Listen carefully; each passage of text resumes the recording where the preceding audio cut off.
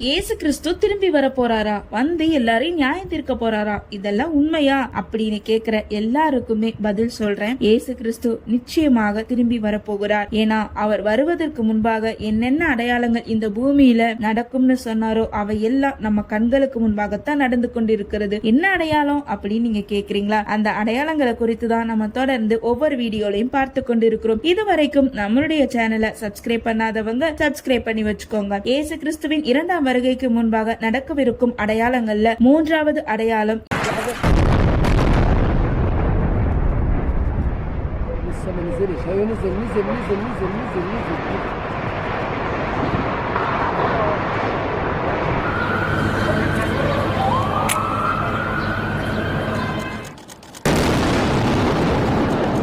யுத்தங்கள். மத்தேயு 24 அதிகாரம் 6வது வசனத்துல யுத்தங்களையும் யுத்தங்களின் செய்திகளையும் வதந்திகளையும் கேள்விப்படும் பொழுது கலங்காதீர்கள், பயப்படாதிருங்கள், இவைகள் முன்னதாக சம்பவிக்க வேண்டியதே, ஆனாலும் முடிவு உடனே வராதுன்னு இயேசு கிறிஸ்து சீஷர்களிடத்துல சொன்னாரு. இது முடிவல்ல, முடிவுக்கான ஆரம்பம். அப்போ முடிவு எப்படி இருக்கும்னு யோசிச்சு பாருங்க. அந்த முடிவு காலத்துல நம்ம உயிரோட இருப்போமாங்கிறதே ஒரு கேள்விக்குறிதான். ஆகவே இந்த கடைசி காலத்துல எல்லா உபத்திரவத்திலையும் நம்ம தப்பித்து கொள்ளணும்னா இயேசு கிறிஸ்துவை தவிர வேற வழியே இல்ல. பரலோக ராஜ்யம் மிகவும் சமீபமாய் இருக்கிறது. மனம் திரும்புங்கள்.